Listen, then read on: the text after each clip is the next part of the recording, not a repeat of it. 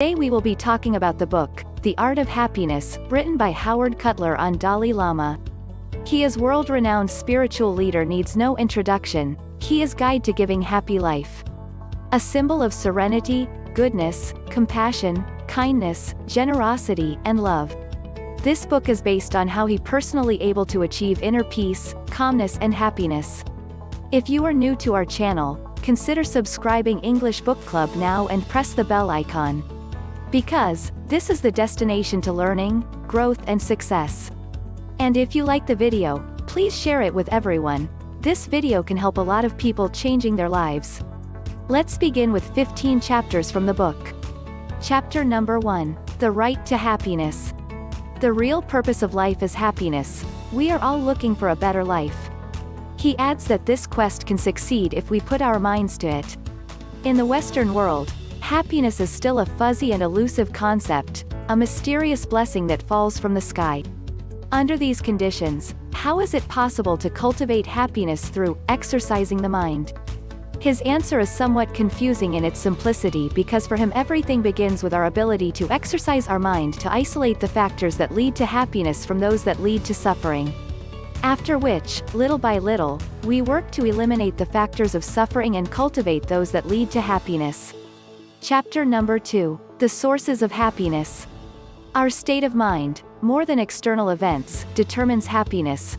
Regardless of what happens to us, success or tragedy, sooner or later our psychological state will stabilize. In psychology, it is known as a process of adaptation.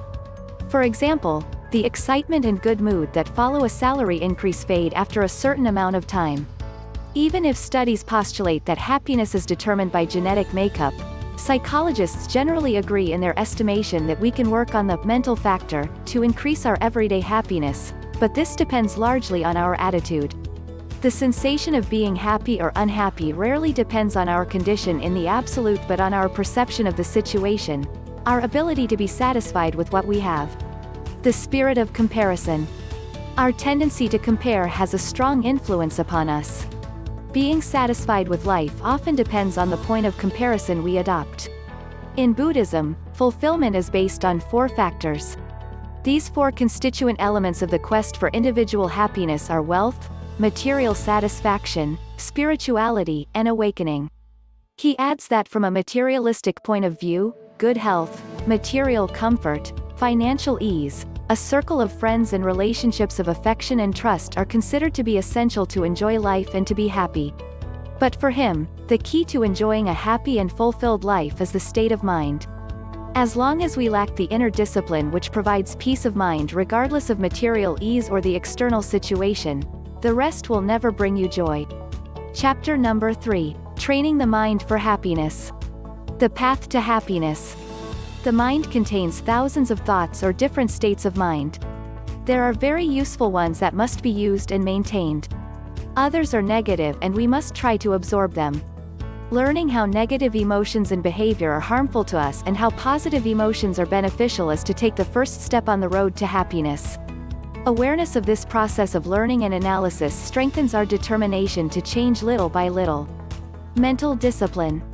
The approach to accessing happiness is therefore easy. Positive mental states must be identified and cultivated and negative ones eliminated. If the recipe is that simple, why are there so many unhappy people? Because change takes time and it is a genuine learning process. Chapter number 4. Reclaiming our innate state of happiness. The ability to be happy is in everyone's nature. Happiness is found through love, affection, closeness and compassion. Not only do humans have the capability of being happy, but also he believes that each human naturally has a gentle quality within them. He supports this theory by mentioning Buddha nature, the Buddhist doctrine, but also saying that gentleness is not only affected by religion but in everyday life.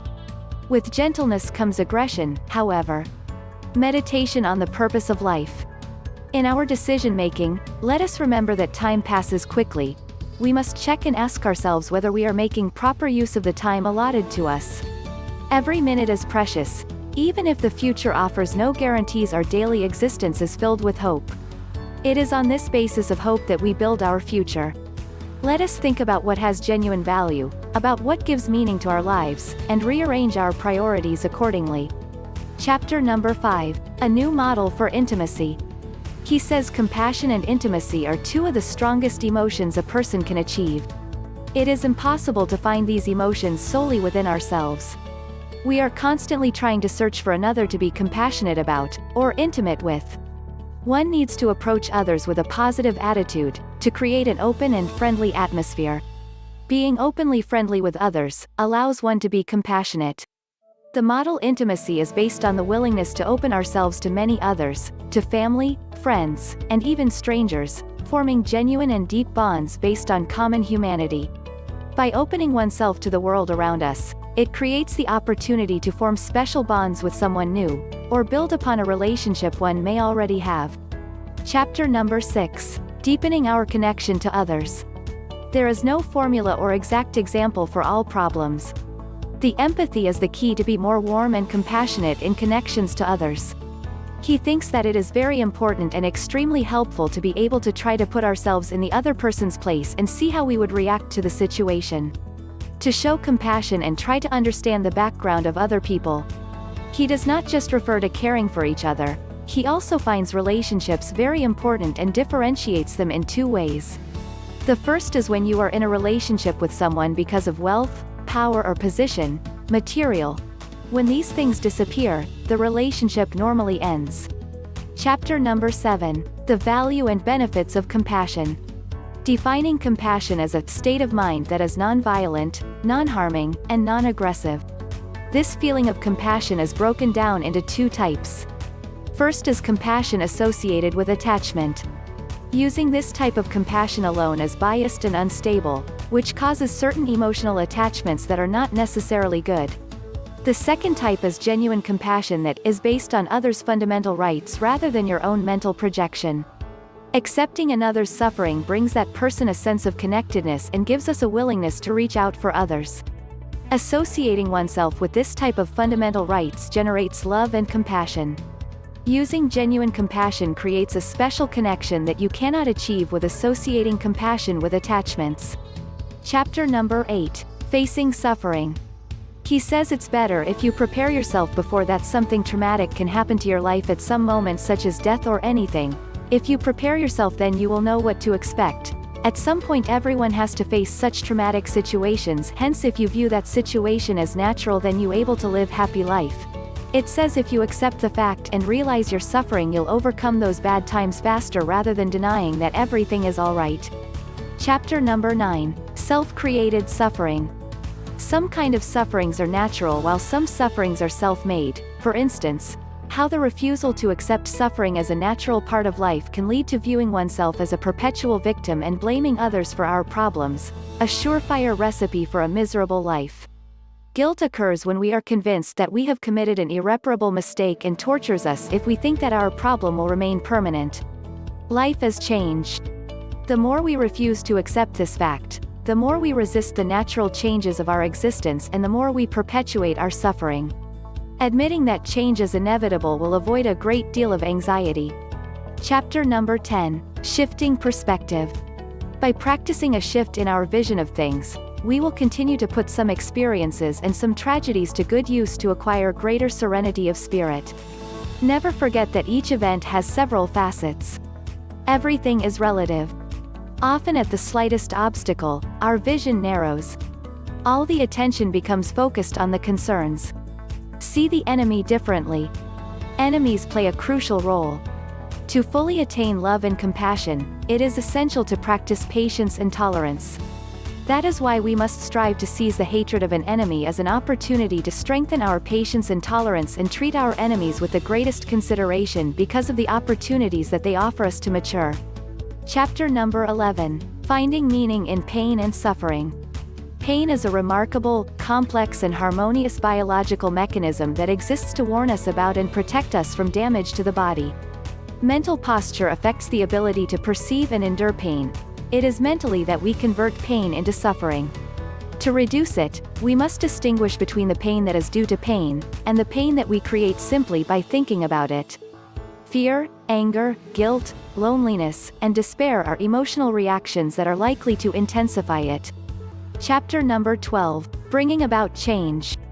When asked, what are the approaches one should take in order to shift their negative mindset to a positive mindset, for this he replied, to bring positive changes within oneself, learning is only the first step. There are other factors as well: conviction, determination, action, and effort. So the next step is developing conviction. Learning and education are important because they help one develop conviction of the need to change and help increase one's commitment. This conviction to change then develops into determination. Next, one transforms determination into action. This final factor of effort is critical.